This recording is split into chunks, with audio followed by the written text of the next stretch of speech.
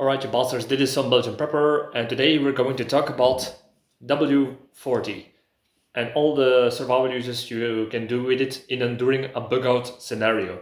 So before we start that, if you're interested in detective stories, there will be a link to my book called Bloody Crosses. It's in Dutch, so if you're interested, take a look in the description. So, W40, that is one of those essential tools that everybody who has some hands and some technical know-how always needs and does a lot with. You know, there is something that they say that if something needs to be stuck, you don't have, but it's not stuck. You don't use enough tape. If something needs to be unstuck, use W40. It's something like that, I think. So yeah, W40 is just a lubrication tool, lubrication oil, usually a spray can.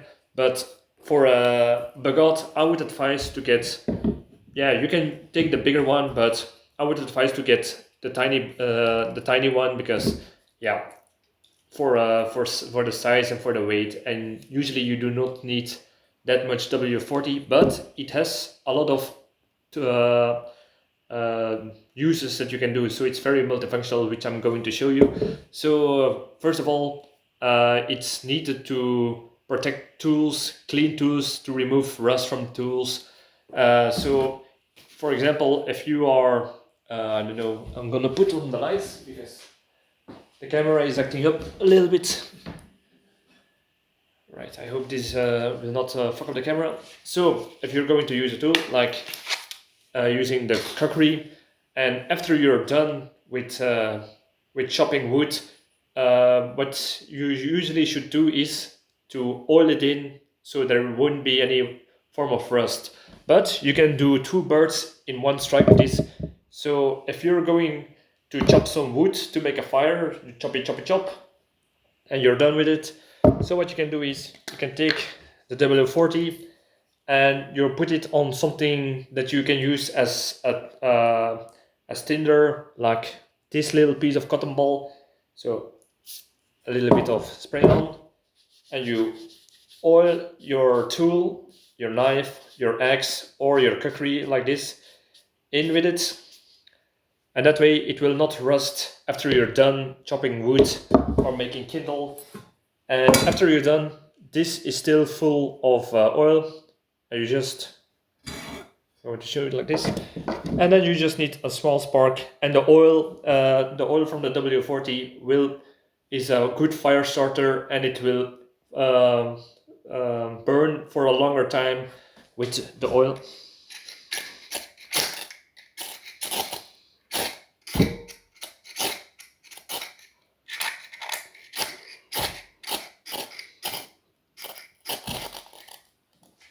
Here we go.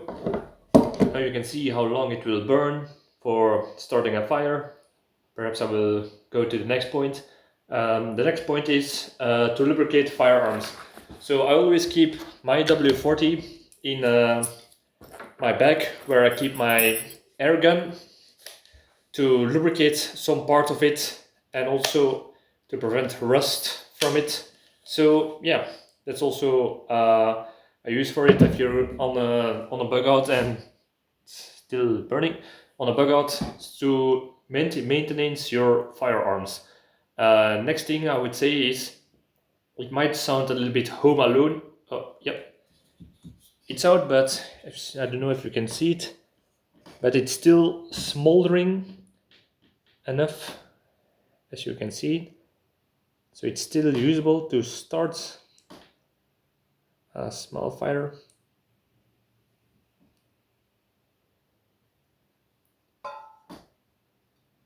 And now it's out. Yep. All right, you saw how long that burned. So where was I? Oh yeah, home alone traps.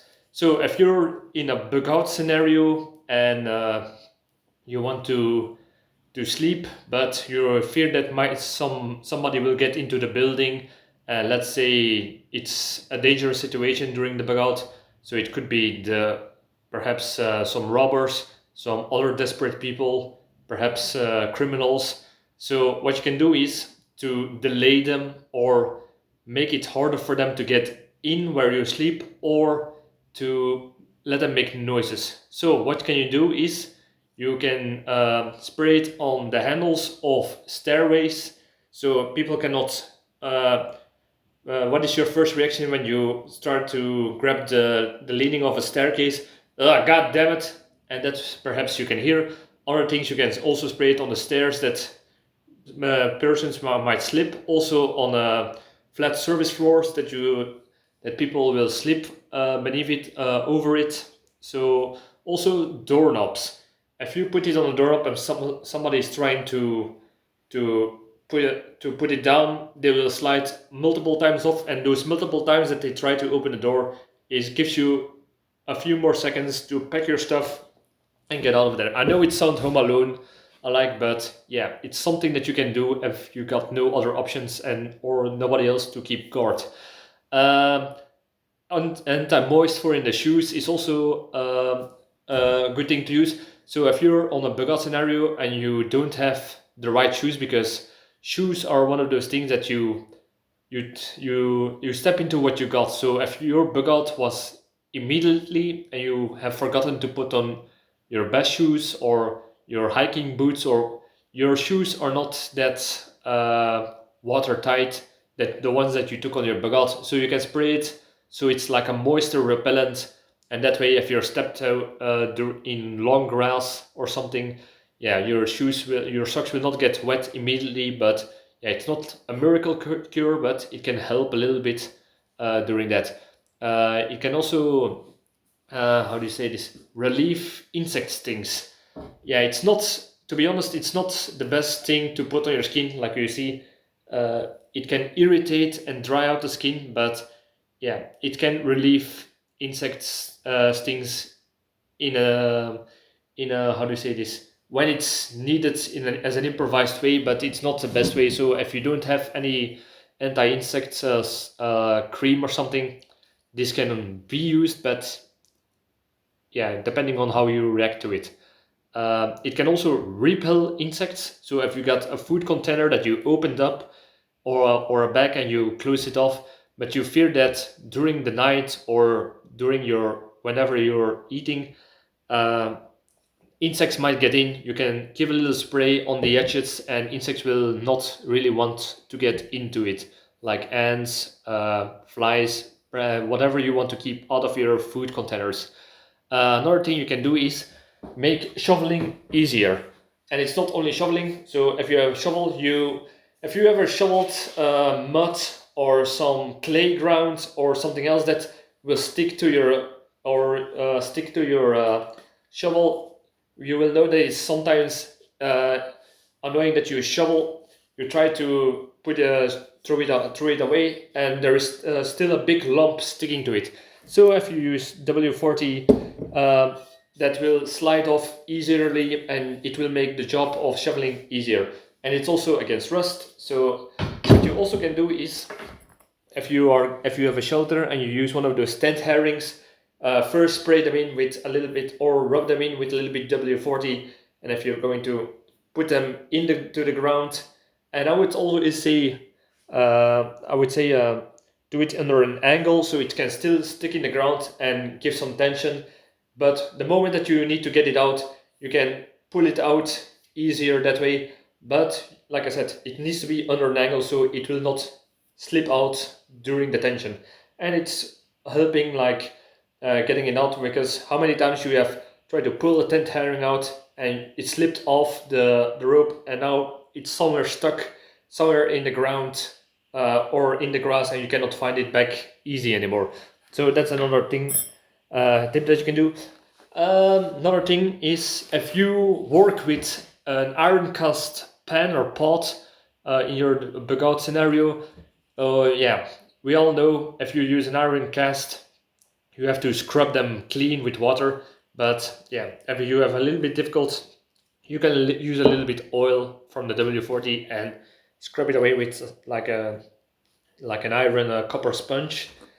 All right. Another thing you can do is bug out vehicles. If your bug out vehicle is a bike, a motorcycle, or a car, WD-40 is always useful for maintenance or to keep things clean or to prevent buildup of certain particles in the compartments or in the components is what I'm trying to say. So that's another thing that you can do. You can unstuck a zipper if you are a prepper and you have a bag, a jacket, and yeah, we all hate it when a zip gets stuck and you don't want to pull too hard because it might break or bend one of those thieves, and then your jacket will get useless or uh, in the worst scenario break off, and you don't want that. So you can first do a little bit of WD-40 on top of it, and it will help you to get it lubricated so it can be zipped open and shut again. Another thing for a bug out is stop the squeaking of hinges when you're entering a building. So you don't want to enter a building and if there's somebody else in there, let them know that you're there. So if you're going to open a door and it's usually in older buildings or in buildings where it's not good maintenance, yeah, those doors will be squeaking. So perhaps you can keep it with you and squeak. Put some on the hinges, spray on the hinges, and it will help you lessen the noise of the squeaking. And in a worst case scenario, you can use the WD-40 as an improvised pepper spray into the aggressor's face or robbers or criminals. I do not say you have to use a lighter, but yeah, just spraying it will make it a little bit more annoying. And even if they rub it off, because that's the first reaction a person will do is rub it off, and they try to grab you, their hands will still be sticky enough to to not get a hold onto you. So yeah, even during EDC scenarios, it can be used as an improvised spray weapon, and it's legal to take with you. Another thing you can do is if you're working with woods, like trying to make glue out of pine tree sap, or perhaps you have made some firewood and it was with a lot of sap inside of it. Yeah, we all know when sap get onto your hands is annoying. Usually you can use the sawdust to clog it and rub it off, but if with WD-40 you can also use that and it will slide right off.